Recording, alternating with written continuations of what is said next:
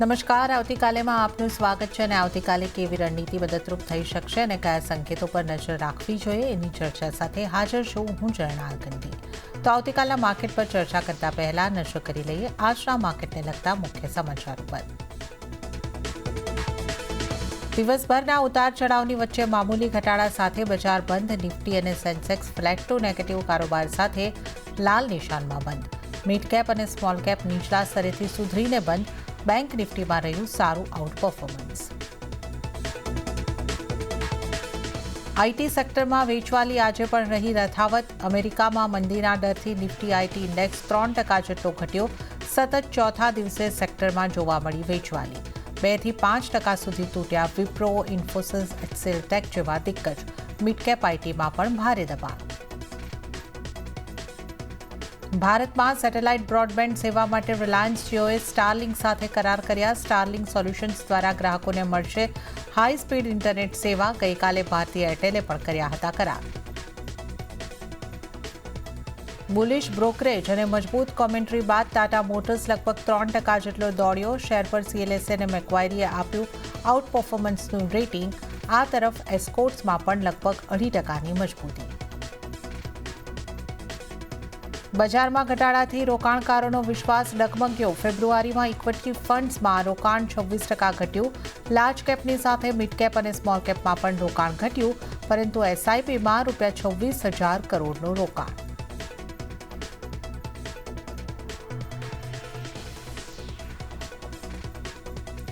તો આજની market action ઉપર નજર કરી લઈએ તો આજના દિવસમાં પણ બજારમાં આપણને ઉતાર ચઢાવ આવતા દેખાયા, પરંતુ જો આપણે માર્કેટ ક્લોઝિંગની અહીંયા કરતી વાત કરી લઈએ તો હલકા દબાણ સાથે આપણને નિફ્ટી સેન્સેક્સનું ક્લોઝિંગ થતું જોવા મળ્યું છે. સેન્સેક્સની જો આપણે વાત કરીએ 0.10%નું દબાણ બનતું દેખાયું છે અને 74,029ની ઉપર આજનું ક્લોઝિંગ થતું આપણે જોઈ શકીએ છીએ. અને નિફ્ટીની જો વાત કરીએ તો 0.12%નું દબાણ બન્યું અને 22,470 ઉપર આજનું ક્લોઝિંગ થયું છે. એટલે 22,500થી થોડા વધુ દૂર આજના દિવસે આપણે ચાલતા દેખાઈ રહ્યા છે. મિડકેપમાં પણ 0.57%નું દબાણ બનતું દેખાયું છે. 48,486 ઉપર મિડકેપનું ક્લોઝિંગ છે. પણ નિફ્ટી બેંકમાં આજે આઉટ પરફોર્મન્સ જોવા મળ્યું છે અને ત્યાં 0.42%ની મજબૂતી બની છે અને 48,056 ઉપર બેંક નિફ્ટીનું ક્લોઝિંગ આજે આપણે થતું જોઈ શકીએ છીએ.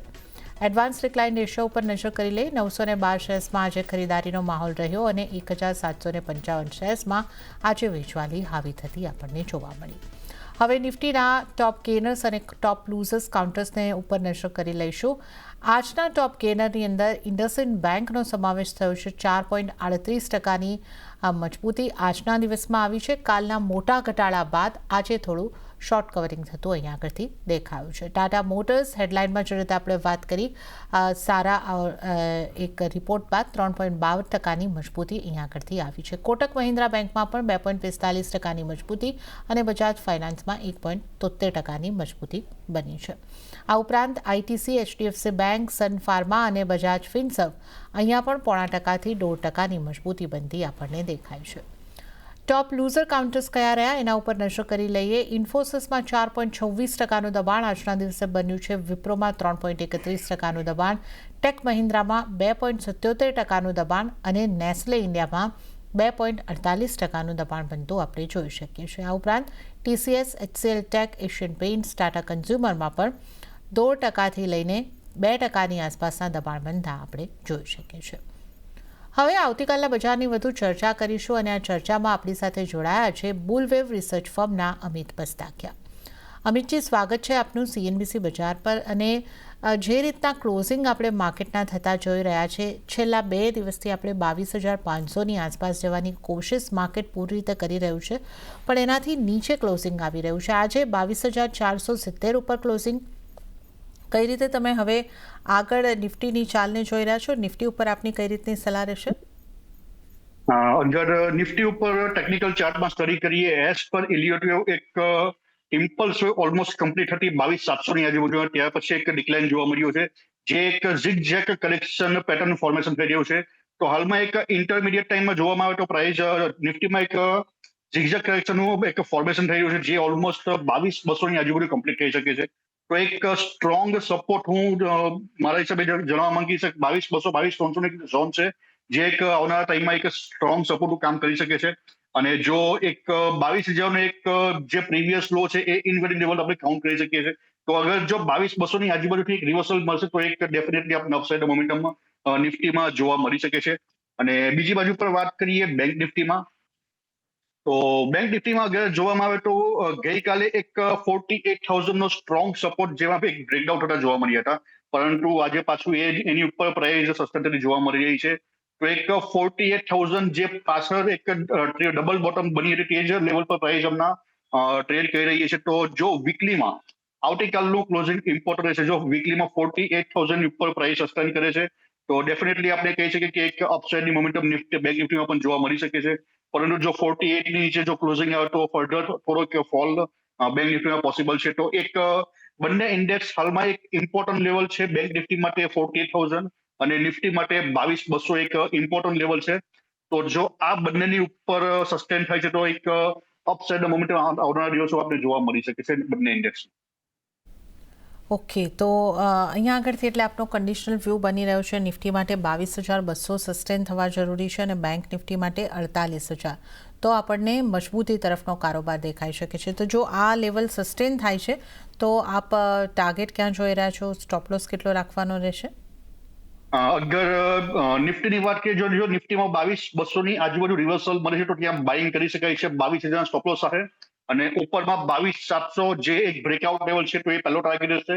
અને 22,700 પણ જો બ્રેકઆઉટ થાય તો 23,300 ટાર્ગેટ ઉપરમાં જોવા મળી શકે છે. અને આ એક વ્યૂ છે આવનારા 10 દિવસ માટે, નહીં કે 1-2 દિવસ માટે. તો આ વાતને ખાસ ધ્યાન રાખવી જોઈએ. તો આ પ્રમાણે એક વ્યૂ બનાવી શકાય છે નિફ્ટીમાં. અને બેંક નિફ્ટીમાં હજુ પણ પ્રાઇસ એક પ્રીવિયસ લો પાસે એક સપોર્ટ લઈ રહી છે. તો આમાં એક પ્રોપર કોઈ વ્યૂ નથી. તો બેંક નિફ્ટીને હાલમાં એવોઇડની સલાહ રહેશે. ઓકે, તો નિફ્ટી માટે અહીં આગળથી ખાસ ધ્યાને રાખવાનું છે કે 22,200ના સપોર્ટ બાદ જો રિવર્સલ મળે છે તો બાઇંગ કરવાની સલાહ છે. 22,700નો પહેલો ટાર્ગેટ અને ત્યાંથી પણ જો મજબૂતી આગળ વધે છે તો 23,300ના લેવલ બની શકે છે. 22,000નો સ્ટોપલોસ રાખવાનો રહેશે. આવનારા 10થી 12 દિવસ માટેનો વ્યૂ નિફ્ટી ઉપર અહીંયા આગળથી બનતો દેખાઈ રહ્યો છે. અમિતજીનો આ નિફ્ટી ઉપર આપણે સલાહ પર નજર કરી છે. ત્યારે જ બેંક નિફ્ટી માટે એમણે અત્યારે અવોઇડ કરીને ચાલવાની સલાહ આપી છે. અને આ સાથે જ હવે જો આપણે અન્ય નિષ્ણાતો કઈ રીતની નિફ્ટી માટે સલાહ આપી રહ્યા છે એના ઉપર નજર કરી લઈએ. kushkodasara.comના કુશ ખોડાસરાની સલાહ ઉપર નજર કરીએ તો એમણે નિફ્ટીને અત્યારના લેવલથી સેલ કરવાની સલાહ આપી છે. ટાર્ગેટ તેઓ જોઈ રહ્યા છે 22,280નો અને સ્ટોપલોસ 22,550નો રાખવાની સલાહ કુશ ખોડાસરા તરફથી મળતી દેખાઈ રહી છે. ત્યારે જ હવે આપણે નજર કરી લઈએ હેન્સેક્સ સિક્યોરિટીઝના મહેશ ઓઝાની નિફ્ટી માટેની સ્ટ્રેટેજી પર. એમણે બાય ઓન ડીપ કરવાની સલાહ આપી છે. 22,350, 22,400ની આસપાસ જો નિફ્ટીના લેવલ મળે છે બાય કરો. ટાર્ગેટ તેઓ જોઈ રહ્યા છે 22,480, ત્યારબાદ 22,540 અને એ ક્રોસ થાય છે તો 22,650ના ટાર્ગેટ નિફ્ટીમાં તેઓ જોઈ રહ્યા છે. સ્ટોપલોસ 22,248નો રાખવાની સલાહ મહેશ ઓઝા તરફથી મળી રહી છે. તો આ નિફ્ટી ઉપરનો વ્યૂ આપણે ખાસ કરીને લીધો છે અને હવે આપણે અમિતજી સાથે સ્ટોક સ્પેસિફિક ચર્ચાની શરૂઆત કરીશું. અમિતજી, આજે આઈટી સેક્ટરમાં ખાસું એવું દબાણ આવતું આપણને જોવા મળ્યું અને મોટાભાગના આઈટી સ્ટોક્સની અંદર આપણને દબાણ બનતું જોવા મળ્યું છે. જે ફ્રન્ટલાઇન સ્ટોક છે આઈટીના, ઇન્ફોસિસ આજનો ટોપ લૂઝર, 4.25%નું દબાણ ત્યાં બન્યું. વિપ્રોમાં 3.25%નું દબાણ બન્યું છે. ટેક મહિન્દ્રા, એચસીએલ ટેક, આ બધા જ સ્ટોકમાં દબાણ બન્યું છે. તો આઈટીમાંથી કયા સ્ટોક પર કઈ રીતની આપની સલાહ રહેશે? આઈટી સ્ટોક જે પ્રમાણે અગાઉ પણ જણાવ્યું હતું કે હજુ પણ એમાં એક કરેક્શનની પેટર્ન રનિંગ છે. વાત કરીએ ટીસીએસમાં તો ટીસીએસમાં એક જોવામાં આવે તો ફિબોનાસી અને મૂવિંગ એવરેજ 200નું લેવલ એક છે 33-3400ની આજુબાજુ. તો ટીસીએસમાં ફર્ધર ફોલ પોસિબલ છે 3,400 સુધીના. તો આ લેવલની એક વેટ કરવી જોઈએ અને જો આની બાજુ કંઈક રિવર્સલ મળે છે ત્યારબાદ આમાં કંઈક નવી એન્ટ્રી માટે વિચારી શકાય છે. બીજી બાજુ વાત કરીએ ટોપ લૂઝર ઇન્ફોસિસમાં, તો ઇન્ફોસિસમાં પણ જોવામાં આવે તો આજે એક નેગેટિવ ડાયવર્જન બાદ એક સારો એક ફોલ જોવા મળ્યો છે. વીકલીમાં જોવામાં આવે તો આજે એક 89ની એવરેજ પણ બ્રેકડાઉન થતું જોવા મળ્યું છે ઇન્ફોસિસમાં. અને આવનારા દિવસોમાં એક ફિબોનાસીનું લેવલ છે 1,480ની આસપાસ અને સાથેથી આપણે જોવા મળી છે કે મૂવિંગ એવરેજ, તો આ લેવલ સુધી ઇન્ફોસિસમાં હજુ ફર્ધર ફોલ પોસિબલ છે. તો એક 1,480ના લેવલની વેટ કરવી જોઈએ ઇન્ફોસિસમાં પણ. અને એની આજુબાજુ કંઈક રિવર્સલ કેન્ડલ મળે ત્યારબાદ આ સ્ટોકમાં નવી એન્ટ્રી કરવી જોઈએ. તો બંને જે મેજર સ્ટોક્સ છે TCS ઇન્ફોસિસ બંને માટે આ એક લેવલ એનું ધ્યાન રાખવું જોઈએ. ઓકે, તો અહીંયા આગળથી આપણે TCS ઇન્ફોસિસ બંનેની વાત કરી. અત્યારે તો વેટ એન્ડ વોચની સલાહ બની રહી છે. હજી વધારે ઘટાડો અહીંયા આગળથી આવતો આપણને દેખાઈ શકે છે. પણ આઈટીની સાથે સાથે આપણને FMCGના સ્ટોકમાં પણ દબાણ બનતું દેખાયું છે. નેસ્લે ઇન્ડિયાનો સ્ટોક 2.5% આસપાસ આજના દિવસે તૂટ્યો છે. આ ઉપરાંત ટાટા કન્ઝ્યુમરમાં પણ 2% દબાણ બનતું દેખાયું છે. HULમાં 1% દબાણ. તો FMCG સ્ટોક ઉપરમાંથી કયા સ્ટોક ઉપર આપની કઈ રીતની સલાહ રહેશે? અગર વાત કરીએ FMCG માં નેસ્લે ઇન્ડિયા, તો નેસ્લે ઇન્ડિયા હાલમાં એક વીકલી ટાઈમ ફ્રેમમાં ટ્રેન્ડ લાઇનના સપોર્ટ ઉપર ઉભો છે. સાથે સાથે જોવામાં આવે તો એક ફિબોનાચી લેવલ અને વીકલીમાં મૂવિંગ એવરેજના પણ સપોર્ટ અહીંયા જોવા મળી રહ્યા છે નેસ્લે ઇન્ડિયામાં. તો અને અગર જોવામાં આવે તો ઓક્ટોબર મહિનાથી પ્રાઇસ એક કન્સોલિડેશન ફેઝમાં છે, જ્યારે બીજા સ્ટોક્સમાં ઇન્ડેક્સમાં મેજર ફોલ જોવા મળ્યા હતા. પરંતુ આ સ્ટોક ઘણા ટાઈમથી એક સાઇડવેઝ પેટર્નમાં છે.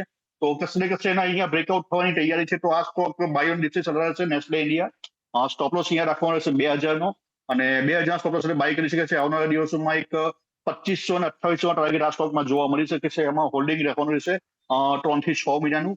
તો આ એક નેસ્લે ઇન્ડિયા પર વ્યૂ બની રહ્યો છે. અગર વાત કરીએ હિન્દુસ્તાન યુનિલિવરની, જે FMCG બીજો એક સ્ટોક છે, દિગ્ગજ કંપની છે. તો હિન્દુસ્તાન યુનિલિવરમાં જોવામાં આવે તો પ્રાઇસમાં ડેઇલી અને વીકલી ટાઈમ ફ્રેમમાં મૂવિંગ એવરેજના બ્રેકડાઉન થતા જોવા મળી રહ્યા છે. તો આ સ્ટોકને એક એવોઇડની સલાહ રહેશે. પ્રાઇસ પ્રીવિયસ લો પાસે એક સપોર્ટ તો લઈ રહ્યા છો, પરંતુ એક પ્રોપર રિવર્સલ કેન્ડલના ફોર્મેશનની વેઇટ કરવી જોઈએ. જો આ જ લેવલ ઉપર 2100 ની આજુબાજુ જો રિવર્સલ પેટર્ન મળે છે તો HULમાં નવી એન્ટ્રી કરી શકાય છે. તો એક રિવર્સલ પેટર્નની વેઇટ કરવી જોઈએ હિન્દુસ્તાન યુનિલિવર. ઓકે, તો HULમાં તો અહીંયા આગળથી અવોઇડની સલાહ અત્યારે બનતી દેખાઈ રહી છે. પણ નેસ્લે ઇન્ડિયામાં ખરીદારી કરવાની સલાહ છે. 3 થી 6 મહિનાના વ્યૂ માટે આ ખરીદારીની સલાહ છે.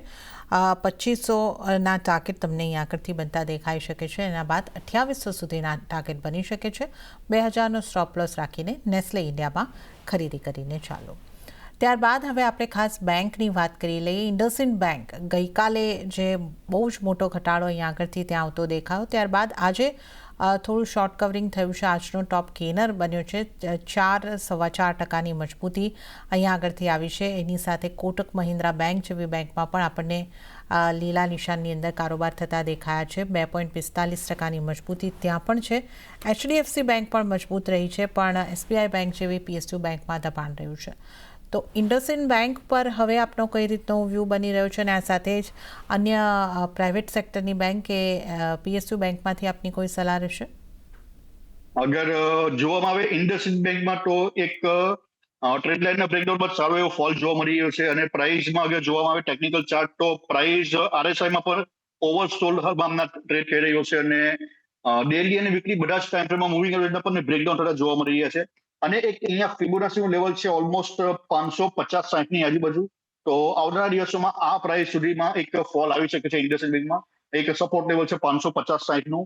તો એક આ લેવલ ધ્યાનમાં રાખવું જોઈએ. અને આની આજુબાજુ કોઈ રિવર્સલ અથવા બ્રેકઆઉટ મળે છે ત્યારબાદ આ સ્ટોકમાં નવી એન્ટ્રી કરી શકે છે. તો હાલમાં ઇન્ડસ બેંકને એવોઇડની સલાહ રહેશે.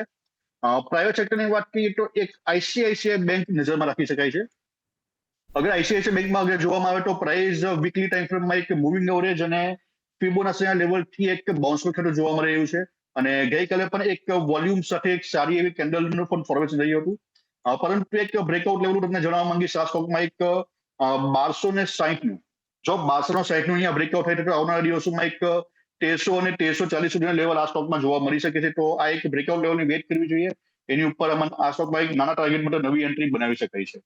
ચર્ચામાં આગળ વધીએ પહેલાં આપના ટ્રેડિંગ કોલ્સ જાણી લઈએ. કયા સ્ટોક પર આપની પસંદગી બની રહી છે? મારી પસંદગીનો એક સ્ટોક હું જણાવવા માંગીશ, આજે કોટક બેંક. અગર વાત કરીએ કોટક બેંકની, તો એઝ પર ટેકનિકલ ટ્રેન્ડ લાઇનના બ્રેકઆઉટ અહીંયા થતા જોવા મળી રહ્યા છે. બીજા બધા સ્ટોક જ્યારે ટ્રેન્ડ લાઇનની નીચે ટ્રેડ કરે છે, ત્યારે કોટક બેંક ડેલી અને વીકલી બધા જ ટાઈમ ફ્રેમમાં એક ટ્રેન્ડ લાઇનની ઉપર ટ્રેડ કરી રહ્યો છે. તો એક અહીંયા હું બ્રેકઆઉટ લેવલ જોઈ રહ્યો છું 2000નું. જો કોટક બેંકમાં 2000નું બ્રેકઆઉટ થાય તો ઉપરમાં એક 2250 અને 2450 ટાર્ગેટ જોવા મળી શકે છે. અને સ્ટોપ લોસ અહીંયા રાખવાનો રહેશે 1980નો. તો એક આજે પણ એક એમાં સારું એક મોમેન્ટમ જોવા મળ્યું હતું. વોલ્યુમ સાથેની એક કેન્ડલ છે. તો એક 2000નું બ્રેકઆઉટ લેવલ છે. જો 2000ના બ્રેકઆઉટ થશે તો એક સારું એવું ઓપ્શનના મોમેન્ટમ આ સ્ટોકમાં જોવા મળી શકે છે.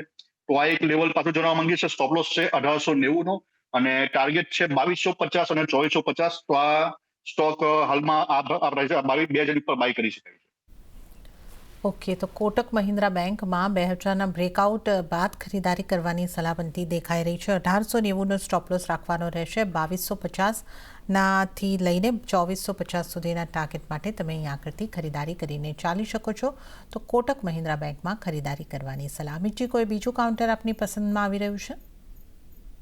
બીજા ઘણા સ્ટોક્સમાં કોઈ પ્રોપર બ્રેકઆઉટ યા રિવર્સલ નથી મળી રહ્યા, તો એક જ સ્ટોકમાં આપવાનું પસંદ કરીશ મારા તરફથી. તો એક જ છે કોટક બેંક. ઓકે, તો આજના દિવસે એક કોટક મહિન્દ્રા બેંક ઉપર ધ્યાન રાખવાની સલાહ અહીંયા કરતી બનતી દેખાઈ રહી છે. અને ચર્ચામાં આપણે આગળ વધીએ તો ટાટા મોટર્સમાં પણ આજે એક સારી ખરીદારી આપણને આવતી દેખાય અને 3.12%ની મજબૂતી અહીંયા કરતી ટાટા મોટર્સમાં આપણને આવતી દેખાય છે. આ ઉપરાંત આઈસર મોટર્સ જેવા કાઉન્ટરમાં પણ 0.5%ની આસપાસની મજબૂતી હતી. તો ઓટો કાઉન્ટર્સને આપ કઈ રીતે જોઈ રહ્યા છો? અગર ટાટા મોટર્સની વાત કરીએ તો પ્રાઇસ એક સપોર્ટ ઉપર ઊભું છે, પરંતુ બધી જ ટ્રેડ લાઇન નીચે અને મૂવિંગ એવરેજ પણ નીચે છે. તો એક પ્રોપર બ્રેકઆઉટની વેટ કરવી જોઈએ આ સ્ટોકમાં. અને અગર જોવામાં આવે તો કોઈ પ્રોપર ડાયવર્જન્સ આ સ્ટોકમાં નથી મળી રહ્યા, તો એક પ્રોપર બ્રેકઆઉટની વેટ કરવી જોઈએ. ત્યારબાદ આ સ્ટોકમાં નવી એન્ટ્રી કરી શકાય છે. હાલમાં સ્ટોકને એવોઇડની સલાહ રહેશે. ઓકે, તો હાલમાં તો આ સ્ટોકને એટલે કે ટાટા મોટર્સના સ્ટોકને અહીંયા કરતી અવોઇડ કરીને ચાલવાની સલાહ બનતી દેખાઈ રહી છે. પણ આજના દિવસે આપણે જે સ્ટોક્સની અંદર સારું મોમેન્ટમ રહ્યું છે એની જો વાત કરી લઈએ, ઘણા દિવસો પછી બીએસસીના સ્ટોકની અંદર આપણને એક રિકવરી આવતી દેખાય અને આજે લગભગ 4.5-5% જેવું પોઝિટિવ કાઉન્ટર આ રહ્યું છે. તો બીએસસીના સ્ટોક ઉપર આપની કઈ રીતની સલાહ રહેશે? અગર બીએસની વાત કરીએ તો પ્રાઇસ હાલમાં એક ટ્રેન્ડ લાઇનનું બ્રેકડાઉન થયું છે, પરંતુ નીચે એક ફિબોનાચીનું લેવલ છે જે ઓલમોસ્ટ 3600ની આજુબાજુ, ત્યાં price support level bounce back જોવા મળી રહ્યો છે. તો એક correction pattern, zigzag correction pattern formation થશે એવું લાગી રહ્યું છે. તો આવનારા દિવસોમાં એક બાઉન્સ બેક જોવા મળી શકે છે 4500 સુધીનો, 4500, 4800 સુધીનો. પરંતુ આ જે બાઉન્સ છે તે એક સ્લો મોશનમાં, મતલબમાં એક ટાઈમ ટેકિંગ હોઈ શકે છે, ઓવરલેપિંગની પેટર્નમાં હોઈ શકે છે. તો એનું ખાસ ધ્યાન રાખવું જોઈએ. તો એક 4 થી 6 મહિનાનો જો વ્યૂ હશે તો બીએસસી બાય કરી શકે છે આ લેવલ પર 4500, 4700 ટાર્ગેટ માટે. ઓકે, 4 થી 6 મહિનાનો વ્યૂ જો તમે રાખતા હોય તો તમે બીએસસીની અંદર બાય કરીને ચાલી શકો છો 4500, 4600ના ટાર્ગેટ માટે. તો આ આજે આપણે બીએસસીમાં આવેલી રિકવરીની ખાસ વાત કરી છે. આ ઉપરાંત કેઈસીનો કાઉન્ટર પણ આજે આપણને સારી મજબૂતી દર્શાવતું દેખાયું છે. 6.5%ની મજબૂતી કેઈસીના કાઉન્ટરની અંદર પણ આવી છે. તો આના ચાર્ટ આપને કેવા લાગે છે? અહીંયા તમારી સલાહ કઈ રીતની રહેશે? અગર કેઈસીના ચાર્ટ જોવામાં આવે તો પ્રાઇસ હાલમાં એક વીકલીમાં મૂવિંગ એવરેજના સપોર્ટથી બાઉન્સ બેક થઈ રહી છે. સાથે એક ફિબોનાચી લેવલ પર અહીંયા જોવા મળી રહ્યું છે. અને પ્રાઇસમાં એક ફોલિંગ વેજ પેટર્નના બ્રેકઆઉટ જોવા મળી રહ્યા છે. તો એક ટાર્ગેટ 820 અને 900 સુધીના ટાર્ગેટ આવનારા દિવસોમાં આ સ્ટોકમાં જોવા મળી શકે છે. તો આ સ્ટોક્સને બાય ઓન ડિપ્સની સલાહ રહેશે. અને સાથે સાથે આમાં એક પોઝિટિવ ડાયવર્જન્સ પણ સ્ટ્રોંગ જોવા મળી રહ્યા છે. તો એક બ્રેકઆઉટ પણ છે સારું એવું છે. તો 820 અને 900 સુધીના ટાર્ગેટ માટે આ સ્ટોક બાય કરી શકાય છે. અને બાય ઓન ડિપ્સની પર આમાં સલાહ રહેશે. ઓકે, તો કેએસીમાં અહીંયા આગળથી ખરીદી કરીને ચાલી શકો છો. બાય ઓન ડિપ્સની સલાહ અહીંયા આગળથી ખાસ કરીને બનતી દેખાઈ રહી છે. ટેલિકોમને લગતા સ્ટોક્સ આજે આપણે ચર્ચામાં રહેતા દેખાયા છે. વોડા આઈડિયાની અંદર લગભગ 3.5%નો ઘટાડો, ઇન્ડસ ટાવરમાં 4%ની આસપાસનો ઘટાડો. અહીંયાથી આપની કોઈ સલાહ રહેશે? અગર વાત કરીએ ભારતી એરટેલમાં એમાં, તો એમાં એક સારું એવું સેલિંગ જોવા મળ્યું હતું. પ્રાઇસ કેપ અપ તો ઓપન થઈ હતી, પરંતુ એક સારું એવું સેલિંગ જોવા મળ્યું. પ્રાઇસ એક ટાઈમ કરેક્શનમાં એન્ટર થઈ એવું લાગી રહ્યું છે. તો આ સ્ટોકને એવોઇડની સલાહ રહેશે. બીજી વાત કરીએ આપણે આઈડિયામાં, તો આઈડિયામાં જે પ્રમાણે હાલમાં એક નેગેટિવ ન્યૂઝનો મારો થોડો વધારે છે, તો આ સ્ટોકમાં એક ફર્ધર ફોલ પોસિબલ છે. અને પ્રીવિયસ લોના પર આ સ્ટોકમાં એક બ્રેકડાઉન થઈ શકે છે એવું લાગી રહ્યું છે ચાર્ટની પેટર્ન જોતા. તો આઈડિયાને પણ હાલમાં એવોઇડની સલાહ રહેશે. ઓકે, તો આઈડિયાને પણ અત્યારે અવોઇડ કરીને ચાલવાની સલાહ બનતી દેખાઈ રહી છે. અને આપણે ટેલિકોમ સ્ટોક્સની આગળથી ખાસ વાત કરી. ફાર્મા સ્ટોક્સ ઉપર આવે, સન ફાર્મામાં આજે પણ એક સારી મજબૂતી આપણને આવતી દેખાય છે. ગઈકાલે પણ આ કાઉન્ટર થોડું મજબૂતી તરફ રહ્યું હતું અને આજના દિવસમાં વાત કરીએ તો 1.30%ની મજબૂતી સન ફાર્માની અંદર દેખાઈ રહી છે. કઈ રીતની આપની ફાર્મા સેક્ટરમાંથી સલાહ રહેશે કયા સ્ટોક ઉપર? અગર વાત કરીએ સન ફાર્મામાં, તો પ્રાઇસ એક ફિબોનાચી લેવલ અને વીકલીમાં મૂવિંગ એવરેજના સપોર્ટથી બાઉન્સ બેક જોવા મળી રહ્યું છે. તો આ જે તેજી છે એક 1800 લેવલ સુધી એક ઉપર જઈ શકે છે. તો આ 1800 લેવલ માટે સનફાર્મામાં એન્ટ્રી કરી શકાય છે અને બાય ઓન ડિસ્પ પણ કરી શકાય છે સનફાર્મા માટે. ઓકે, તો સન ફાર્મામાં તેજી કરી શકો છો, બાર્ન ડિપ્સની સ્ટ્રેટેજી પણ અહીંયા આગળથી અપનાવીને ચાલી શકો છો. તો આ વ્યૂ અહીંયા આગળથી ખાસ બનતો દેખાઈ રહ્યો છે. એશિયન પેઇન્ટ્સની વાત કરી લઈએ, 2% જેવું દબાણ અહીંયા આગળથી એશિયન પેઇન્ટ્સની અંદર પણ બનતું દેખાયું છે. અહીંયા આપની કઈ રીતની સલાહ રહેશે? વાત કરીએ એશિયન પેઇન્ટની, તો અગર જોવામાં આવે તો પ્રીવિયસ હાઈથી આ સ્ટોકમાં ઓલમોસ્ટ 40% ફોલ જોવા મળી રહ્યો છે અને પ્રાઇસ હાલમાં એક ટ્રેડ લાઇન અને ફિબોનાચીના લેવલ પર સપોર્ટ લઈ રહી છે. તો અગર ઇન્વેસ્ટમેન્ટ પર્પઝ છે 2 થી 4 વર્ષનું જો હોલ્ડિંગ કરવું છે તો આ એક પરફેક્ટ લેવલ છે એશિયન પેઇન્ટ માટે. પ્રાઇસ જ્યારે પણ 40% ફોલ હોય છે લાર્જ કેપમાં, તો એક બેસ્ટ ઓપોર્ચ્યુનિટી હોય છે આમાં લોંગ ટર્મના ઇન્વેસ્ટમેન્ટ માટે. તો અગર કોઈ ઇન્વેસ્ટમેન્ટ કરવું છે તો આ લેવલે એમાં નવી એન્ટ્રી કરી શકાય છે. ટ્રેડિંગ માટે આ સ્ટોકને એવોઇડની સલાહ છે, કારણ કે પ્રાઇસ હજુ પણ એક ટાઈમ કરેક્શનમાં છે એવું લાગી રહ્યું છે. તો 2 થી 4 મહિનામાં પણ હજુ પણ લઈ શકે છે આ સ્ટોક. તો ઇન્વેસ્ટમેન્ટ પર્પઝ છે 2 થી 4 વર્ષ, તો આ સ્ટોકને ડેફિનેટલી આ લેવલે ઇન્વેસ્ટમેન્ટ કરી શકાય. ઓકે, તો એશિયન પેઇન્ટ્સમાં ટ્રેડિંગની કોઈ સલાહ નથી, પરંતુ જો ઇન્વેસ્ટમેન્ટ પર્પઝ માટે લેવો હોય તો તમે ખરીદી કરીને ચાલી શકો છો. તો આ એશિયન પેઇન્ટ્સની આપણે અહીંયા આગળથી વાત કરી. ત્યારબાદ આપણે ખાસ કરીને મેટલ સ્ટોક્સની વાત કરી લઈએ, તો જે પૈકીથી JSW સ્ટીલ, હિન્દાલ્કો, આ તો એવા સ્ટોક રહ્યા છે કે જ્યાં આપણને દબાણ બનતું દેખાયું છે. ટાટા સ્ટીલમાં પણ થોડું દબાણ જ બન્યું છે. તો કઈ રીતની આપણી મેટલ સ્ટોકમાંથી સલાહ રહેશે? અગર વાત કરીએ મેટલ સેક્ટર પર, તો ઓલમોસ્ટ બધા સ્ટોકની એક જે અપસાઇડ મોમેન્ટમ ઓલમોસ્ટ કમ્પ્લીટ થવાની તૈયારી છે ટાટા સ્ટીલ, JSW સ્ટીલ અને બધા સ્ટોકમાં. તો આમાં એક એક્ઝિટની સલાહ રહેશે. અગર છે બોટમ પર બાય કર્યો તો જેમ પ્રાઇસ ઉપર આવ્યો તો એક પ્રોફિટ બુકિંગની સલાહ રહેશે. એક મેટલ સેક્ટરમાં જે એક સ્ટોક છે સ્ટીલ ઓથોરિટી, એમાં હજુ પણ એક મોમેન્ટમ જોવા નથી મળી. તો બ્રેકઆઉટની ઉપર આ સ્ટોક ડેફિનેટલી બાય કરી શકાય છે. પ્રોપર ટ્રેડ લાઇનના બ્રેકઆઉટ અમે જણાવવા માંગીએ છીએ કે 115 ની આજુબાજુ. તો જો 115 ના બ્રેકઆઉટ થાય તો આ સ્ટોક ડેફિનેટલી આમાં એન્ટ્રી કરી શકાય છે, કારણ કે મેટલ સેક્ટરના બધા સ્ટોકમાં જે અત્યારે પરફોર્મન્સ જોવા મળ્યું છે ત્યાં એક અંડર પરફોર્મ થતો જોવા મળી રહ્યો છે. તો એક 115 ના બ્રેકઆઉટ થાય તો આમાં પણ એક અપસાઇડ મોમેન્ટમ જોવા મળી શકે છે. તો મેટલમાં આ એક સ્ટોક પર રેડાર રાખી શકે. ઓકે, તો સેલને રડારમાં રાખો અને અહીંયા આગળ 115ના લેવલ ક્રોસ થાય છે તો તમે અહીંયા આગળથી ખરીદી કરીને ચાલો. તો આ વ્યૂ અહીંયા આગળથી મેટલ્સ પૈકી બનતો દેખાઈ રહ્યો છે. અને આ સાથે જ અમિતજી, સમય થઈ રહ્યો છે આપની પાસેથી રજા લેવાનો, તો આપના કોઈ ડિસ્ક્લોઝર? મેં જે પણ સ્ટોક રેકમેન્ડ કર્યા છે મારું એમાં કોઈ હોલ્ડિંગ નથી, પરંતુ અમારા ક્લાયન્ટ એમાં હોલ્ડિંગ હોઈ શકે છે. અને 100 માં અહીંયા ઘણો ઘણો આભાર. જી અમિતજી, આપનો આભાર અમારી સાથે આ શો પર જોડાવા બદલ અને તમામ સ્ટોક્સ અંગે ચર્ચા કરવા બદલ. તો આ સાથે જ આવતીકાલેમાં હાલ પૂરતું આટલું જ. હાલ મને પણ આપશો રજા, પણ વધુ અપડેટ અને સમાચારો માટે આપ જોતા રહો CNBC બજાર. નમસ્કાર.